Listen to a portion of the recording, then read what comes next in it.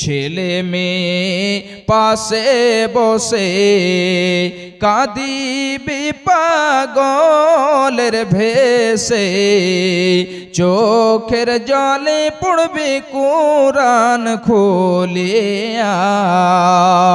আমার প্রাণ পাখি রে আমার মন ময়না, একদিন তো যাইবার পাখি আমায় ছাড়িয়া।